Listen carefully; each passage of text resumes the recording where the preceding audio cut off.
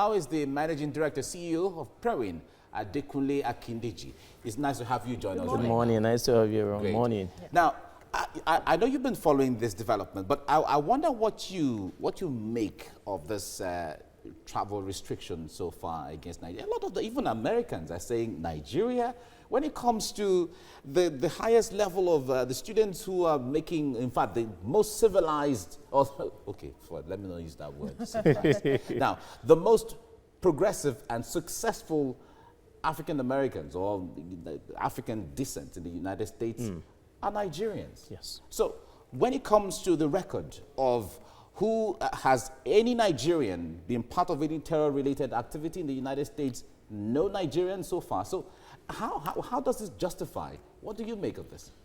Okay, so I mean, the justification is a question or an answer that can only come from the President of America, but it's a worrisome situation, and it's very, very unfortunate that Nigeria as a country has been listed as part of, I mean, if you check the countries that were listed, Nigeria in any category should not be in that class. Absolutely. Whilst we have the records that Nigerians and Nigeria in particular has not been directly or indirectly involved in any terrorist plan or attack of any of such, there's a rule of reactiveness against proactiveness. And I think that's what America has tried to play, the script America has tried to play on. You say to us that your country are expected to have a certain security protocols, and which, in their words, are not there or being breached, as the case may be. So as a president of America, I stand a chance and I can hide under that fact to say, look, if you cannot secure your country, as it were, you cannot secure your people, I am not even sure that the details which you pass to me, if there are anyways, that you pass to me as a country, I can rely on this intelligence to be able to secure my people. Personally, I don't think the records are correct, and I don't think it's a fair decision, but it borders on us as a nation and as a country, as government, to begin to rethink how we do things, what we say and what we put out. What America is just saying, and I can reiterate that, is if your country or some part of the country, states, are not secured, I am not sure I can trust you enough with that decision. But some have said that it is not about the insecurity in the country, but about how Nigeria was able to, relate certain information to the U.S., which could have been better handled. So, which is the same cause. So, if you ask tomorrow to say the issue around Boko Haram, how come we are not able to hand it? Those people make phone calls. Yeah, and the little I know about science, I mean, in telecoms, you can pick, if someone can make a phone conversation, you can tell where he's making the phone calls from. You may not be able to tell in exact coordinates, but I can tell this environment. So why is it difficult for you to work with the telcos, to work with the SSS, to work with the intelligence, to know where? So there are different scripts to that. Whilst directly, I mean, personally, like I said, I don't think that the major reason is because of security. I think there are more things to it, but you've given a room for the government to be able to... So it could have been better handled? Sure. Sure. I mean, if you're going to delist Nigeria from that category, then you should do it across board. So why leave the visitors, the H-1B and the rest of them down, and the ones that are immigrant, who stays in there and who are going in there to bring in their families are the one you're focusing on. It's easier to play on that script because there is a loophole in our governance and why security is it system. a big deal? Because the point there is there's so much talk about this visa ban, on countries, and some countries are protesting. No, why is it a big deal? Well, to Nigerians and even to Americans, it's a big deal. Right. I mean, I play in the tech space, and I know what the effect of that is going to be. Okay. You have a lot of collaboration that happens with American tech-based companies and Nigerian tech-based companies. In actual fact, when you're looking to raise funds for your product or your idea, American seems to be the first place you want to look at, either for angel investors or for VCs. That door is totally closed as of today. Totally. I mean, before you have the skepticism of the person I'm talking to on the other side, is it who he is, the company in question, are they doing what they say? But now, you don't even want to talk to the person, because if I do, I'm not going to put my money back into a country that you're not sure that when you're ready to bring the money in, your country will facilitate that. Okay. First of all, we have said that it's not a secured I mean, quote unquote, a country because they're not exchanging security data to us to make decision with. All right. This conversation will continue, but let's leave it here for now. Adekunle Akindeji, thank you so much Thank for you. coming on the program. Now we have in the studio, joining us now, the MD CEO of Prewin, Adekunle Akindeji. It's nice to have you join us. Thank you. Good morning. All right. Now, the conditions have been given. If Nigeria will be taken off the list of those who are temporarily or technically banned. But on the other hand, the Secretary of State, Mike Pompeo, has said this is kind of temporary. It's not a permanent thing. But when it comes to the issue of database and data intelligence, you know that the issue of data in Nigeria is very, very lacking, if I have to put it that way. How do you see that as an issue that will be temporary? Because it's going to take a long time for Nigerians to come up, or for Nigeria to come up with that kind of identity database. Okay, so, and I think that's a root cause of the problem, actually. So you find a Nigerian who has about 4 or 5 different affidavits. I'm 28 here, I'm 30 years there, depending on what you're trying to do and what you're using it for. If this will help us as a nation to get things in proper shape, I think is welcome. You would know that the NIMC, the issue of the been on for years, but as of today, there is no central system, whether online or offline, that you can go to and query things about you and will give a comprehensive, the closest to it is bank, and even that, I mean, is relative. So I think that every time we fail in our approach to dealing with things, would always be repercussion for it. And it's not just with bilateral agreements or with government outside, even with us, individual, with businesses, whether health, whether education, in any sector. What we fail to understand is when we don't have structure, we don't have processes in place, they have a ripple effect in some of the things that we do. So what America is asking for, I mean, because again, we keep saying it, is if you consider us a threat, ban every facet of the visa application process. If you do that in 2 or 3 weeks, then we will fix it. Instrument landing system, whether we like it or not. After a few countries and airlines says, we're not going to come to your country if you don't fix it. Here we are.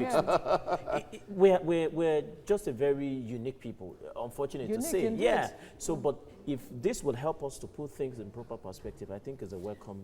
Talk to us about the implication, because you've been mentioning ripple effects that it has had beyond the bilateral ties that we have with the U.S. How much impact is this going to have? Because everybody seems to be under this, is feeling the impact of this. So I'll give you an experience. If you're very close, if you have a family ties in America who you've been believing, perhaps you've been on that process for 5, 6 years, and your document is just on that table, decision is about to be taken. I'm talking people who are married, I'm talking children who have parents who have health issues, and they're just at the point of, you know what, you just need to come over, I pay the price. It becomes more closer and deeper to understand the effect of this. For business, I've mentioned to you, most of the fundings that we get, especially in the tech space, comes from the Silicon Valley, the Y Combinator, and the rest of them. That will be very difficult, to pass through, because if I don't trust certain elements of what you have, and this is not you as an individual, this is government saying this, becomes very difficult. Other nations then begin to toe that line. I say to us that I hope we don't get to a point where Ghana begins to ask us to share, and it will happen. Because but I think we're getting there, because that's the point. Ghana is getting it right from the reports we're getting. Yeah. Ghana and Rwanda are getting things right when it comes to all of those templates. And one wonders why we are finding it so difficult to get it right. It's all right. We have to leave it here now. Thank you very much, Adekunle Akindeji, for coming on. Joining us now is the MD CEO of Prewin, Adekunle Akindeji. Good morning. Thank you for joining us nice to on have you TVC join us. Breakfast. We are where we are now, borrowing the words of Mike Okoche. And then we are seeing that the government is beginning to mount pressure on the U.S. government to, reverse this ban. How would you want the government to approach this? We see that the government has set up a committee to look into the issues surrounding this ban. I wonder what you would want to see the committee do to address this issue, and do you think that the U.S. will reverse this ban anytime soon? So I think the U.S. will reverse it when we have done what they've asked us to do as a nation. What I think the government is doing, and it's commendable, is trying to manage, the information out there. You do not have any capacity to dictate to a nation how it should run, its country, who you allow in or her to. There are certain rules that governs, information sharing, as it were, and Nigeria is not going to be treated differently. But my hope is that the committee that has been set up would work to see this happen, because often what you say in Nigeria is we set up a committee to find out what the problems or issues are, and then set up another committee to review the recommendation, and then set up another committee to implement the recommendation.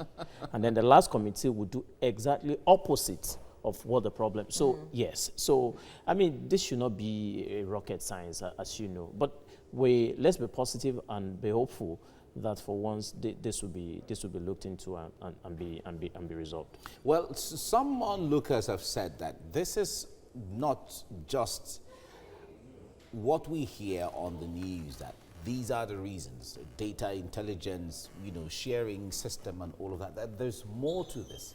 Do you share the same sentiment or theory? Personally, I would say yes. I mean, again, when you look at the figures, so in 2018 alone, about $14 billion, over $14 billion was what was an income or generated by immigrants in the U.S., of which about $4 billion was paid as taxes. So when you look at the math, in any way, the guys who are there are people who are in the corporate ladders. I mean, finance, in business, in health, in what have you. Tech. But also there's the argument that Nigerians, especially the immigrants, are doing excellently well. And when you look at the statistics, also people who are graduates of certain age, they seems to be on the high increase. So let it not be that Nigerians are beginning to be in the important places, if you can say. But you see, all of that are assumptions. If we do what we need to do, right, close up the gaps as have been identified by the country, and then let's see what follows after. I mean, because if you consider countries who are smaller in size, in GDP, in what have you, than Nigeria, Ghana, and the rest of them, they don't have this issue. So there are intrinsic issues that we know as a nation, and part of it, as like I mentioned, is the issue of the insecurity that we currently have in the country. Which takes me to the next issue that some have said, that it is also time now for us to begin to look inwards and deal with the issues that are also making a lot of Nigerians, run out of the country. Very important, and there is no better time to get that done, because if we don't take the right decision and you find EU and take a stand to make that happen, it's going to be a very, very difficult. I mean, knowing that in terms of business, so China, America, and Europe are very good to go. So if America is out of it, China is having a lot of problems to deal with the health issue. The only place you probably want to think of as businessmen is Europe. And if you have that same problem where getting a visa becomes very difficult, then we're going to be living in isolation. Wow. Okay. It's a little scary the way he ended it. Living in isolation. Wow. Okay. Adekunle Akindeji, thank you for speaking with us. Thank you for having me around.